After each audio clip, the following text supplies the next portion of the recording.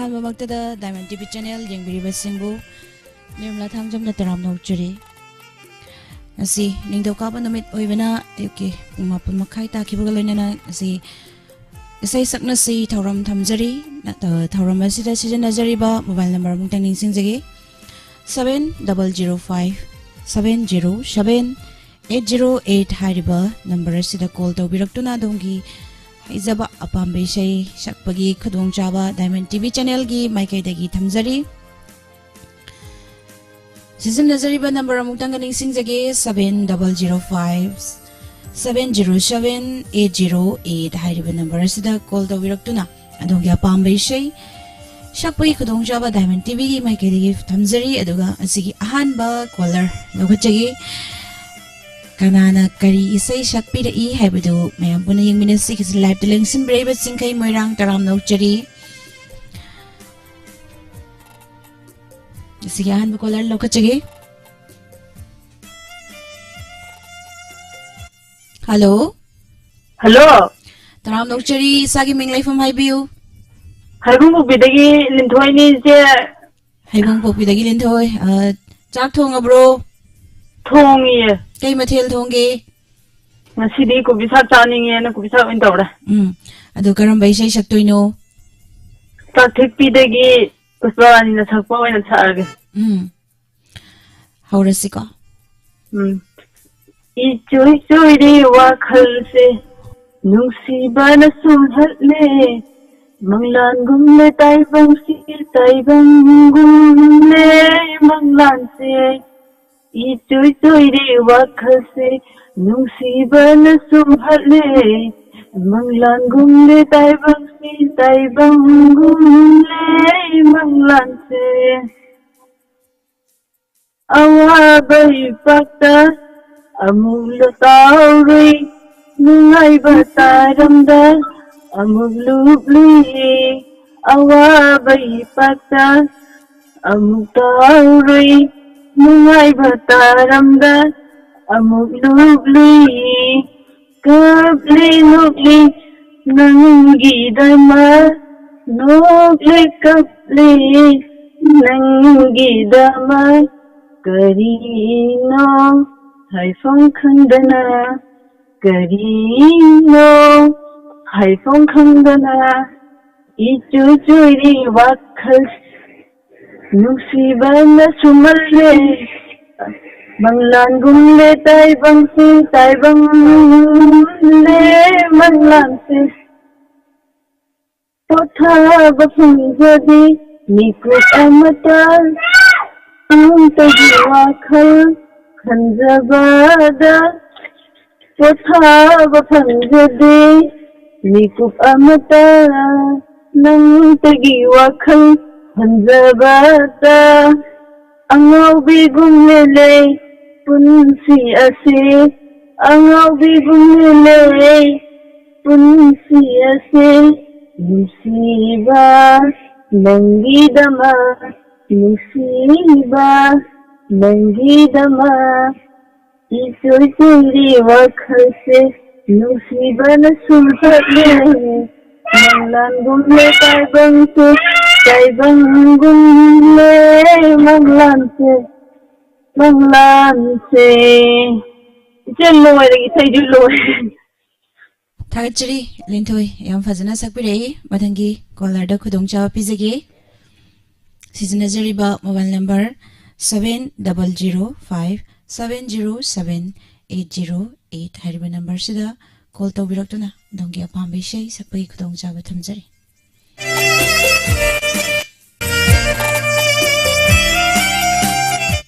Hello hello तराम नौचरी Diamond TV channel की good morning miss good morning तराम नौचरी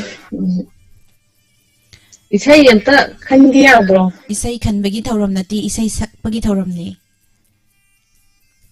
isai sakna doiba hoi hoi ado isagi ming laifam hana haibiyo ai hikatagi sabiti dune ne sabitri taram nongchari ado isai kai isai saktoino o ngasi de isai sakna bi hoiba hoi hoi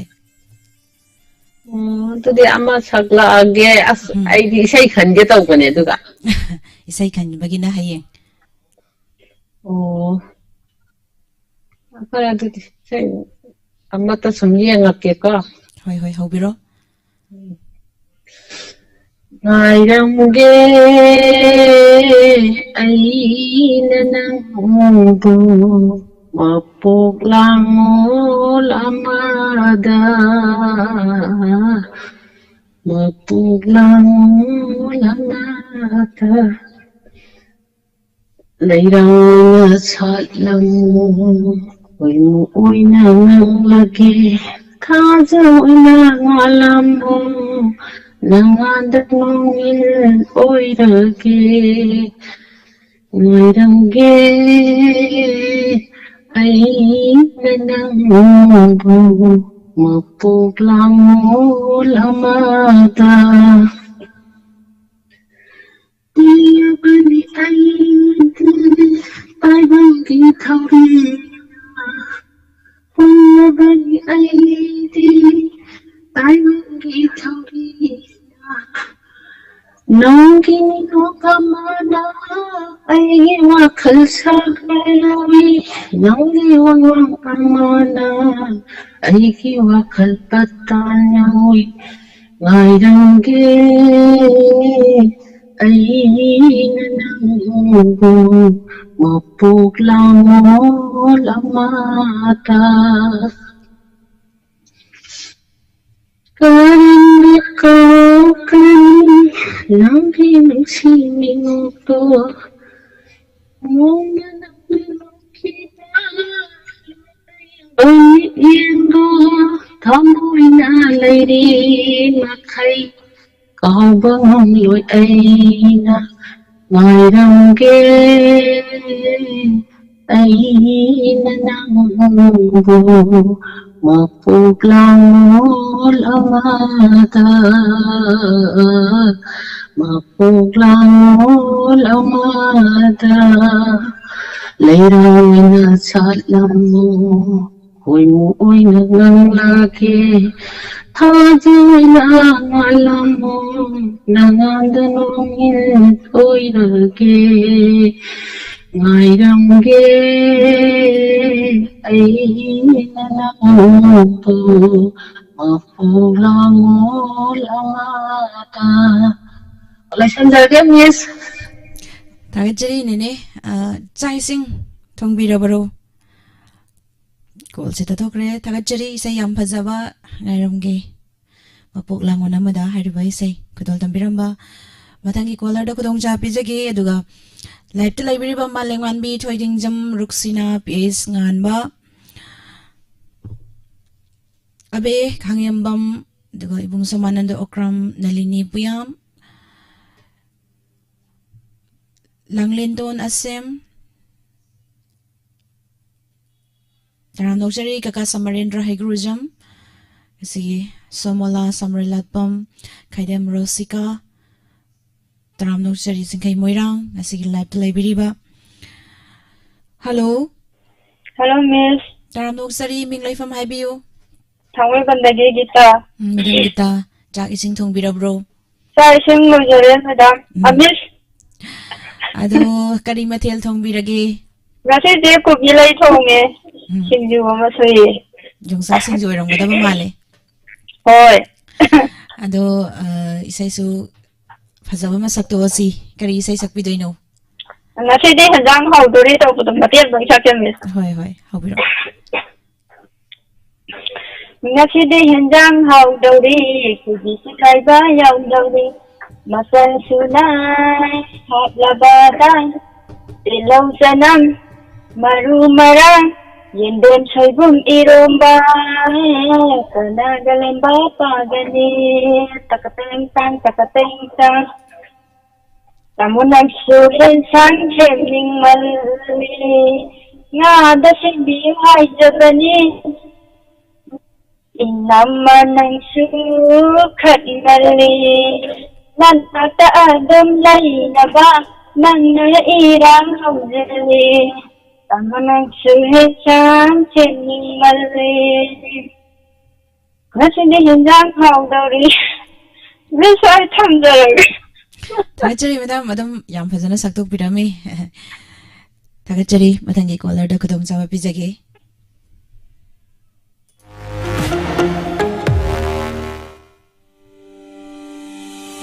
Salungfam Academy of Arts and Science SAAS Furit Sabam Laikai Salungfam Hariba Coaching Center asigi chatliba chahi English sing ani kun homdoi gi oina lagliba January gi tang mapan English sing ani kun homdoi nungtil gi pung ahum taba matam dagi coaching asi haujaragani takpi ga dawri ba ozadi Abuzam Rajesh chahi taruk teaching experience leiraba ozana takpi gani hariba coaching center asida mamangi sahida su chhatra taruk Air Force Navy Army da coaching piduna mai pak pangamkhre hariba coaching center asida tamgada ba course singi General Foundation course for SSC Railway Banking amadi Sainik School amadi Novodaya Entrance Examination University gi Entrance Test gi course sing su yauri akupa marol gi damak 7005870519 amuk tanggahna 7005870519 Salungfam Academy of Arts and Science SAAS Furit Sabam Laikai Salungfam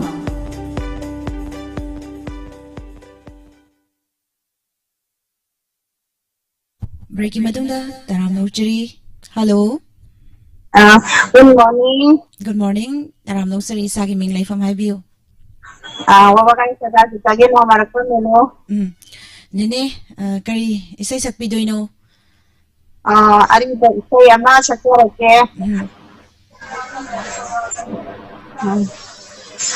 Ani ako. Hobiro.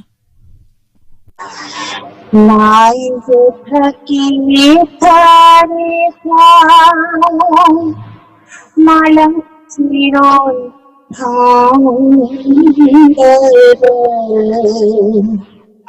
Leila nazarun shamadi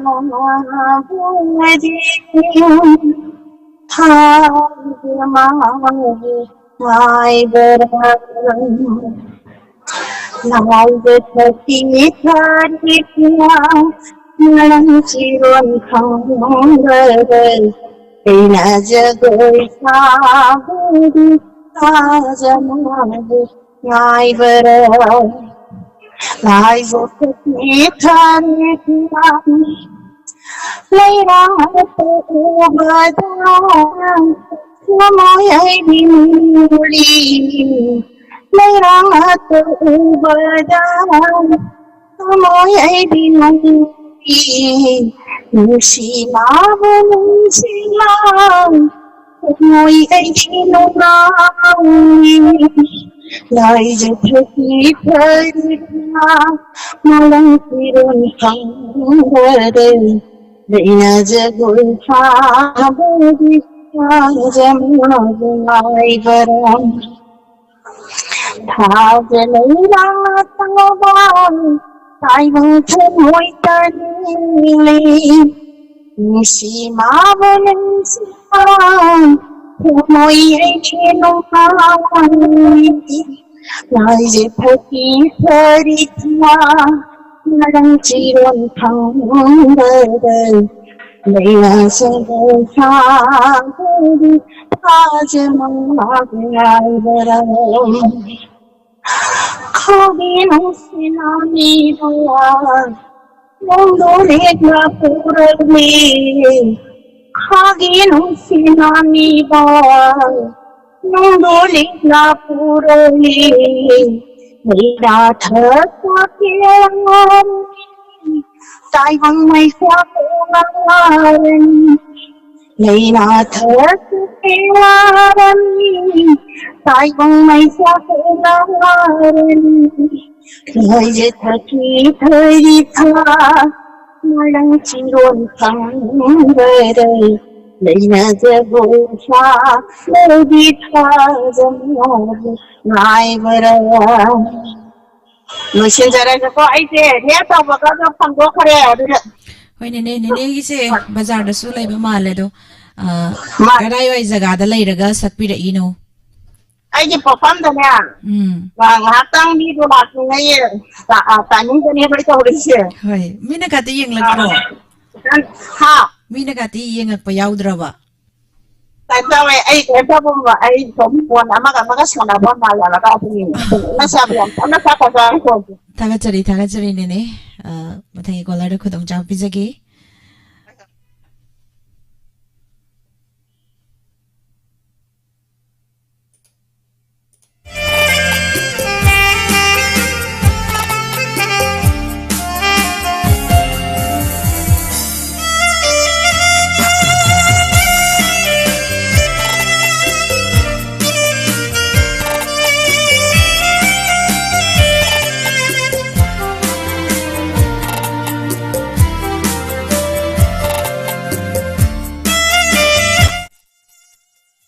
Live ta laibiriba Devjani Kasar, Ranjita Kaisham, Singkai Merang Lorimbam Loidang, Singam Tama,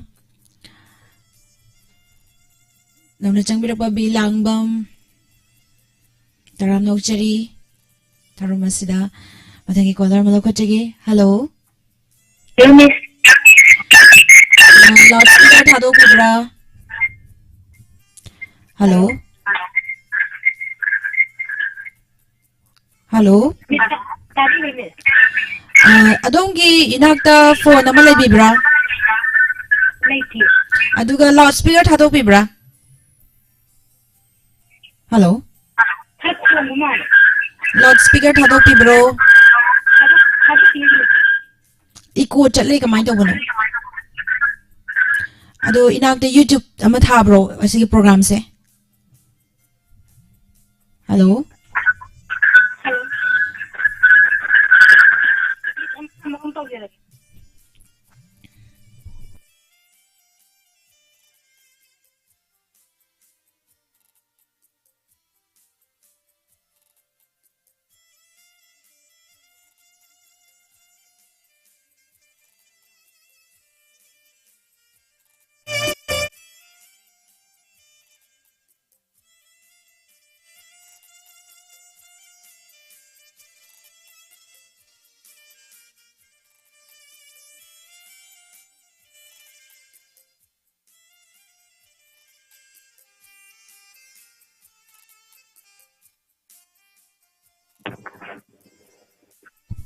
Hello, good morning, Miss. Good morning, Taram Noksari. Ita Premita Male. Konjil se dum ta wada ko khangje. Sai sing thong bira bro. Miss, cha su di lo cha di. Jak sadri. Kai mathil thong biragi. Yang je hawai ja thong ko num dang ni. Solo ngaren ka le do ban cha ra. Tagajari karam bai se sakpi doino. Miss sai je ko jong usara ni ki ta ko sai am saura ki. How biro? Sau giờ đi Miss. Nung mà hay về đâu, nung mà hay về đâu, cái đâu nó nằm trong đâu, nung mà hay về đâu, nung mà hay về đâu, cái đâu nó là đâu, cái đâu nó chỉ ta, nung mà đâu asal mungkin nama ada kaki nama asal mungkin nama ada kaki lai berada di angau bi ai. No mà hay vượt dù, no mà hay vượt đâu, cây đâu ngay nó là cây đâu ngay nó lưng chi ta. Ô nhưng bởi nó làm ta nỡ, ta nhưng bởi nó không nỡ. Mình ra ôi vì ấy thay đổi gì. Ô nhưng bởi nó làm ta nỡ, ta nhưng bởi nó không nỡ. Mình ra ôi vì ấy thay đổi gì. Sayonara banangi wahaiduna piyari kaina khampam khandana piyari kaina khampam khandana noma haigadu cây đâu hay nó là cây đâu hay nó chỉ ta người tôi hay lâu là cây asi tạc lâm đã mất chết nằm mi nâng si ya na mi ꯅꯨꯡꯁꯤꯕ ꯄꯥꯏꯍꯜꯂꯒ ꯑꯁꯤ ꯌꯦꯡꯂꯝꯗꯅ ꯆꯠꯇꯕꯗꯤ ꯉꯝꯃꯤ ꯅꯪꯁꯤꯌꯥ ꯉꯝꯃꯤ ꯅꯨꯡꯁꯤꯕ ꯅꯣꯡꯃꯗꯤ ꯁꯣꯏꯗꯅ ꯂꯥꯛꯈꯤꯅꯤ ꯅꯪꯒꯤꯁꯨ ꯇꯥꯟꯖꯥ ꯑꯃ ꯂꯥꯛꯂꯒꯦꯀꯣ ꯎꯂꯪ ꯑꯣꯏꯅ ꯂꯥꯛꯂꯒꯦꯀꯣ ꯎꯂꯪ ꯂꯃꯟ ꯑꯣꯏꯅ ꯅꯣꯡꯃ ꯍꯥꯏꯕꯗꯨ ꯅꯣꯡꯃ ꯍꯥꯏꯕꯗꯨ ꯀꯩꯗꯧꯉꯩꯅꯣ ꯅꯨꯡꯁꯤꯕ ꯅꯣꯡꯃ ꯑꯁꯨꯝ ꯍꯧꯈꯤ ꯅꯣꯡꯃ ꯋꯥꯅ ꯈꯪꯈꯤ ꯅꯣꯡꯃ ꯑꯁꯨꯝ ꯍꯧꯈꯤ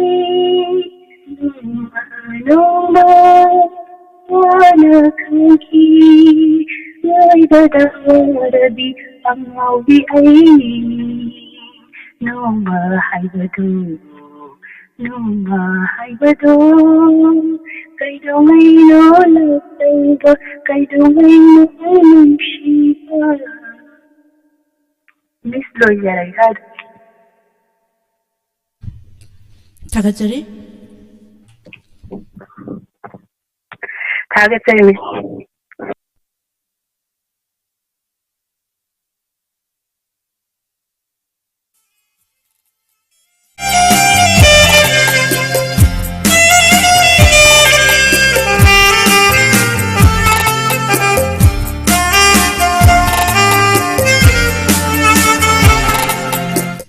Hello.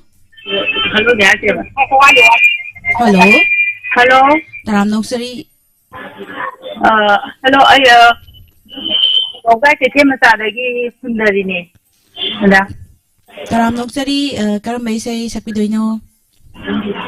I say, Pusparani Nasapa, Sumbasava Kangana, they do Adumatam Project. Hobiro. Sumbasava Barangi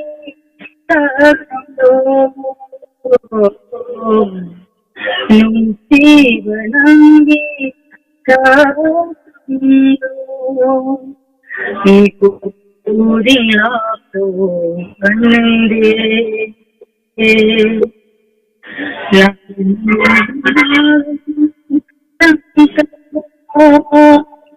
Masibo Ovara Sumbasabakam Uduna Leire Nungsi Banangi Asampo Nungsi Banangi Chando La la la la la la la.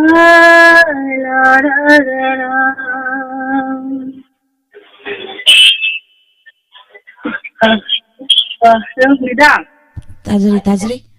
I say Matek Chimatang Chandarage, I think a hand of Congress Projava. Hoi.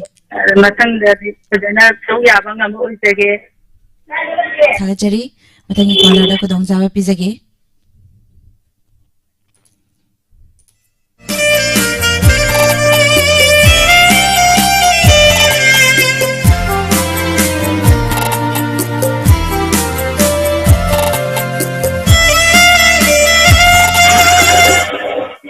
Hello. Tajri Taram Noksari sa kaming life from Highview. My profession having some other person. Karambay say Sapidoino. Kilometer the Hobiro. Habanay po Manang Deniring humlaka nuda uidi ay hati pukning asin ng gabi ningon mapupagkata habang naipong oras pa malang nalirihumlaka panthau mango hindumla pale magi masai ko ukuk din na duna pamo mai kai ninjari panthau mango hindumla panse pale magi masai ko ukuk din na duna pamo mai kai ninjari malam lagi saunda yaurapara magi mapau thabar na ipo aurapa malam naliri humlapa taibang tungkol tan khaba inne tiklaba asida taibang tungkol tan khaba inne tiklaba asida inahela hanba pamo karimato habang langi kunda yaurapara maging mapau habang naipong oras malang nalilihumlaka nuda ay hati kuking asin ang gabi ngon mapukong asara. Thank you, Miss. Thagachari yam phajana sakpirame chai sing unabirabro Sakta-dari. kai mathel chabiragi Iumbu mangyam gatan. thagachari mathangi caller da khudong jawa pijagi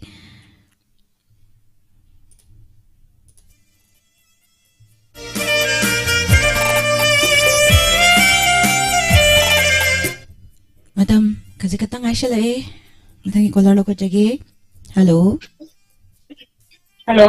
taram nokchari sagi minglai fam haibiu Message tawjiroi yingbi thamai bandai. madam yengbi taram nokchari chai sing thong birabro Chai sing lojare miss. chadri ba Zadri. kai mathel thong birino Chai loi rombangwa nomang kha kang hong bang lojare ngasi. sabe yaroi adudi kai sai sakpidoino haubirasi Nangbu asum ningsing duna laire takdo. Ado I sakja ngasi. haubiro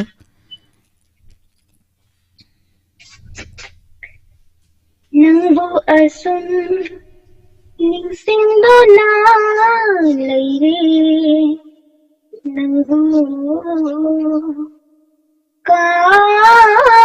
kagingamdre lamdam kaida chatlaga aibo lamdam kaida chatlaga aibo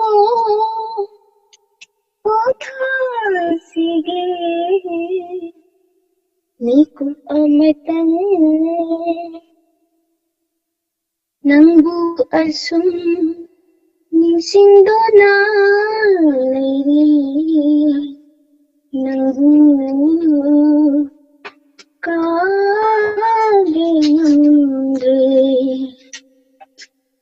ahinda karamna hauki kang haune manganda sumna kakini kan haudi ahinda karamna hauki kang haune manganda sumna kakini kan haudi asira punsi asira musiba ꯑꯩꯒꯤ ꯋꯥꯈꯜ ꯑꯩꯒꯤ ꯄꯨꯟꯁꯤ ꯑꯩꯒꯤ ꯋꯥꯈꯜ ꯑꯩꯒꯤ ꯄꯨꯟꯁꯤ ꯃꯐꯝ ꯈꯪꯗꯦ ꯑꯩꯗꯤ ꯎꯔꯤ ꯅꯪꯕꯨ ꯑꯁꯨꯝ ꯅꯤꯡꯁꯤꯡꯗꯨꯅ ꯂꯩꯔꯤ ꯅꯪꯕꯨ ꯀꯥꯎꯕ ꯉꯝꯗ꯭ꯔꯦ ꯈꯪꯂꯒꯦ ꯅꯤꯡꯂꯤ ꯑꯋꯥꯕꯁꯦ ꯈꯥꯡꯕꯒꯤ ꯄꯥꯡꯒꯜ ꯂꯣꯏꯈ꯭ꯔꯃꯅꯤ ꯈꯪꯂꯒꯦ ꯅꯤꯡꯂꯤ ꯑꯋꯥꯕꯁꯦ ꯈꯥꯡꯕꯒꯤ ꯄꯥꯡꯒꯜ ꯂꯣꯏꯈ꯭ꯔꯃꯅꯤ ꯑꯁꯨꯝꯅ ꯑꯁꯨꯝ ꯍꯤꯡꯕ ꯇꯥꯔꯦ ꯑꯩꯒꯤ ꯋꯥꯈꯜ ꯑꯩꯒꯤ ꯄꯨꯟꯁꯤ ꯑꯩꯒꯤ ꯋꯥꯈꯜ ꯑꯩꯒꯤ ꯄꯨꯟꯁꯤ ꯃꯐꯝ ꯈꯪꯗ꯭ꯔꯦ ꯑꯩꯗꯤ ꯎꯔꯤ ꯅꯪꯕꯨ ꯑꯁꯨꯝ ꯅꯤꯡꯁꯤꯡꯗꯨꯅ ꯂꯩꯔꯦ ꯅꯪꯕꯨ ꯀꯥꯎꯕ ꯉꯝꯗ꯭ꯔꯦ ꯂꯝꯗꯝ ꯀꯩꯗ ꯆꯠꯂꯒ ꯑꯩꯕꯨ ꯂꯝꯗꯝ ꯀꯩꯗ ꯆꯠꯂꯒ ꯑꯩꯕꯨ ꯄꯣꯊꯥꯁꯤꯒꯦ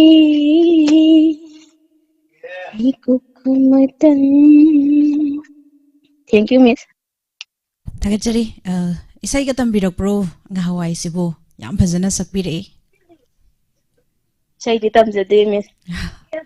Pamjabane. Kachu Fajaram with yam phajana Tara sakpirei Kanda Kachu Fajaram the man. horen adum hanjalaga tabiyo yengo aina thagachabanate mayamna khubak khubirei se Hoi Tabu. All my ambusu Miss Pudu. Thagachari matangi caller da kudong chawa pizage thamjari ba number 7005707808 duga Rina Laishram changbirak leba mutum langlen bi ichi bilamaivam daram nokjari imabi mala konsam tamfa risabam hello good morning sinin na thangja ringkai marang daram nokjari karam bai sai sakbi doino ngasidi sidi masuk oin sa age dibliga malangambiga divya ke sam ko pon samina gibta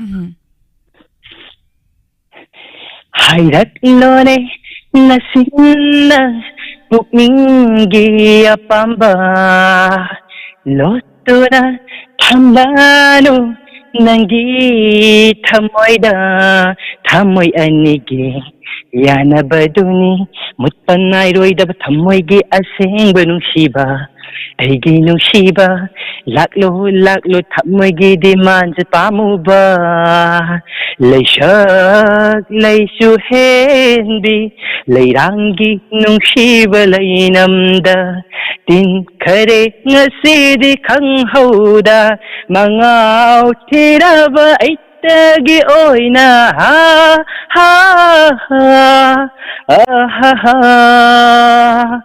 ho ho ho ho ai tagi oi jage khanjari bani punsigi pamel phaira thakta pibiu punsigi kaidong pham mangau thirabi ai tagi oina ha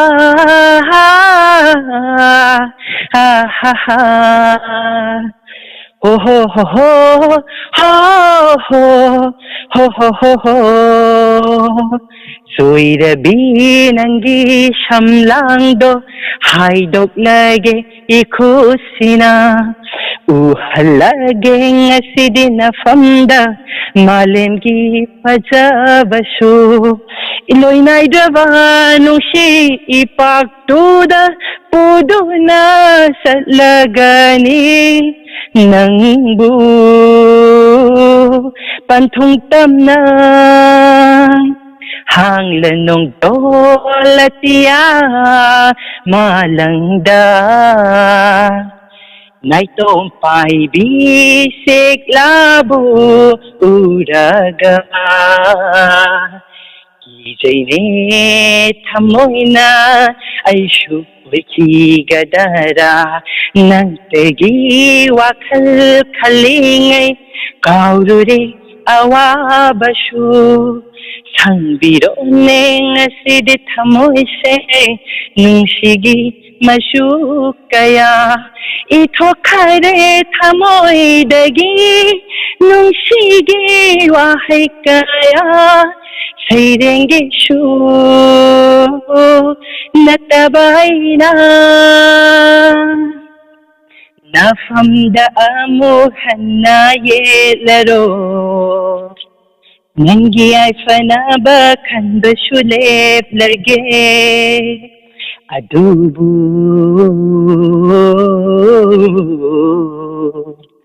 masimatang di ayaba pibiyo masimapuksi magi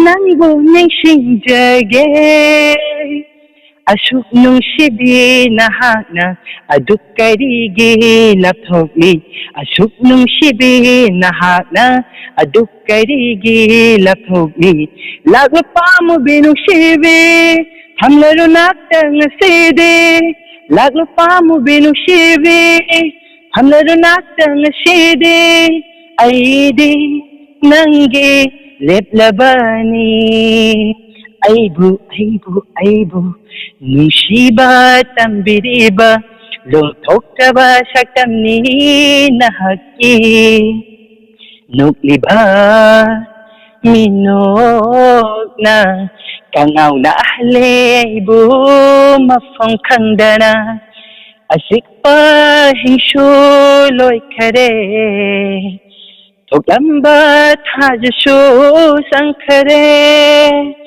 asikpa hingsu loy khare thoklamba thajasu sangkhare adubu taduna leihaure nakungsida pamubi nangi wahising pamubi nangi wahising pamubi nangi wahising pamubi nangi wahising ha ha ha ha ha ha ha channel ma silo sinjaraga Thagachari Singkhai yam fazana sakdokpire Singkhai gi sai tabadandum yamna nungai mayamna khuba khubi thagachari myam punuma sing kamai tawrage yam thagatpire ngasi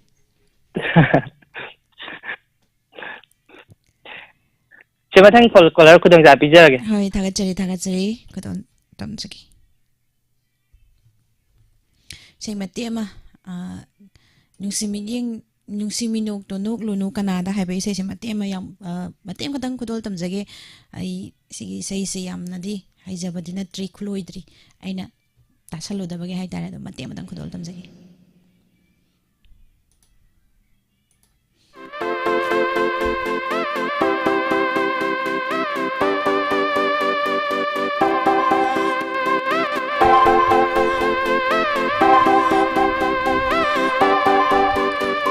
Hãy subscribe cho kênh Ghiền Mì Gõ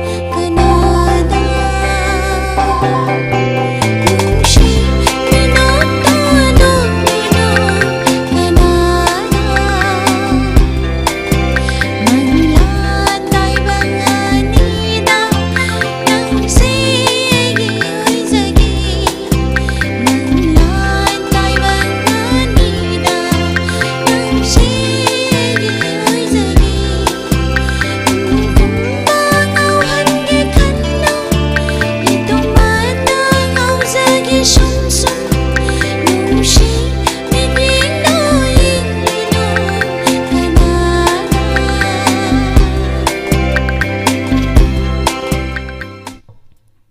isai se matek simutang sakjage ai amuk full sakjage no matang jaba mada matangi caller lokachage. Hello. Phone pate tharo minute. Madam Taram Noksari, sizing on a birabro. Sizing charger, Hawaii Tong Massages, Madam. Miss. I think a nil banana in the hand when it pushing that dream in the zoo. In the hand when a coinage and bone putting a dream. Hoing us in a hand, Bane, Yam Nungai. I know what thing that can you give a go again? Oh, Hoyama. Isai hay koi kita sen hai ta ra ga ti Diamond TV koi thapa yam jaw ja ba hay ja ba hay ni Isai hay ba ta ba yam gi ha ti phun da bani na Diamond TV se ma de doctor gum bane wa khan ji nungai ko hai ta ra kwa hoi ti ga di wa khan ji isai ma tim ta sa ra isai du mu kaw lu khan ge da ningsing bio hau ra Nung bungali ning singhali, numit putari ning singhali, ujaga pangga baini sina, uhan dindi mami kami, nang nai manggali pagum. Lui biar nang nai manggali pagum.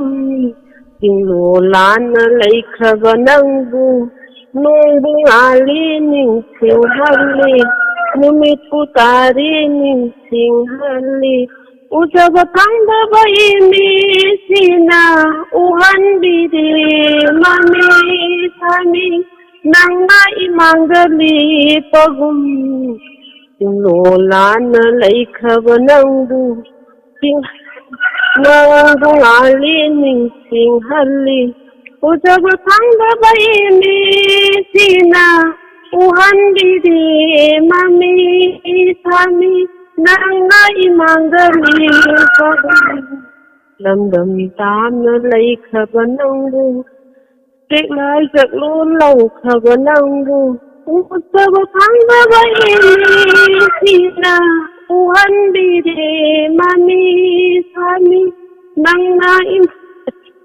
isai jer kaw he lo chalage ngasi gi wana digin yam fazana sakpira I isai kitang kauza khra sui ma ko thagachari isai khaga tamba hawrat ne isai changa bahona bada hoi thagachari angat ngati ri thamage ge thagachari caller ama tangal lokacharaga thawrapan solution jigi Say Matima Kadol Damzaraga, I decide Tagisu, and see a river color, Kanana, or Habidu, Kanagi, Livak for Kanano, Habidu Mayam, Young Minasi, a see a river color.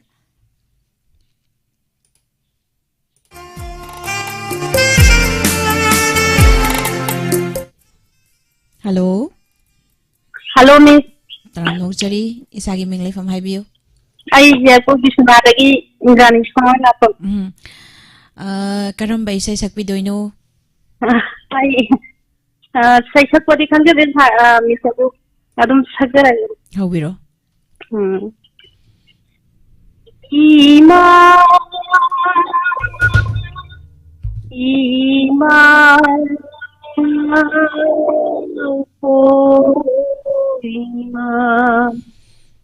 Kamnu Tawa Akilam Makui Tingjin Pakiwa Kumza Kumon Yamlagli Palem Tinglo Kidava Halakula Ko Paranima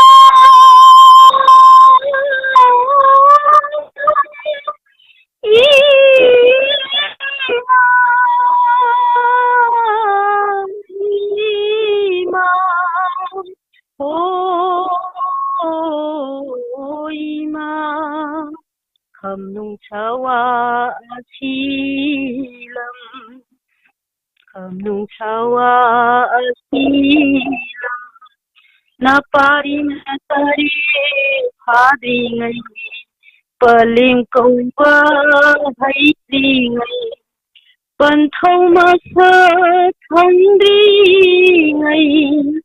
홈랑 삐고 삐ଖ나 호리마 할라콜라코 팔미마 이마 이마 오이마 검눈사와 이름 사무스리 파르글리 샤무 पागल साउरगली न पारिगी कुम्हई ओइमा होमलांग लमल सिंग लगे पलीन अलग लाखो पलमीमा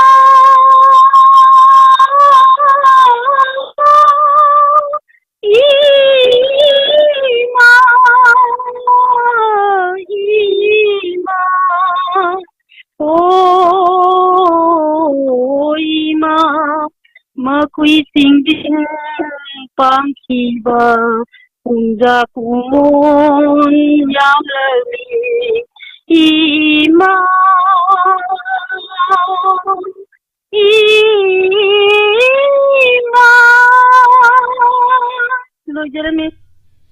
Thagachaри madam yam phajana saktok pire isai yam nungai jai me yamna thagat pi ado kari mathel chabiragi chak chabidribro Miss ngasi je ngarang ngari oina sare. yamna horomgadaba male Hoi. thagachari ngasi aroiba caller ni aduga isai ngasai sakpi hiba isai ngairamge aina nangbu hariba isai si matek madang dol tamjarage aduga Listen,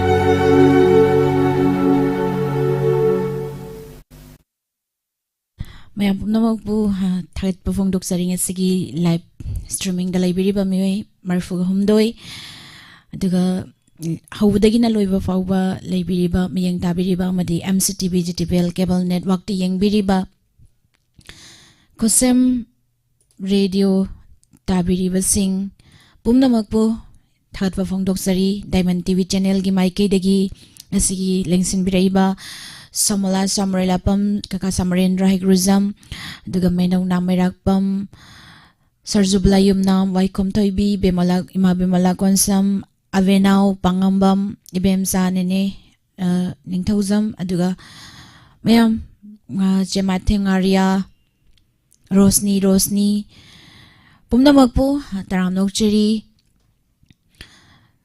Kurumjari aduga matangi thauram ngasigi rasifal amadi matam gi wafam matangi page tamu mayam punna thengnaminasi yengbiriba madi tabiriba singbu amuka hana nirmala thangjamna kurumjari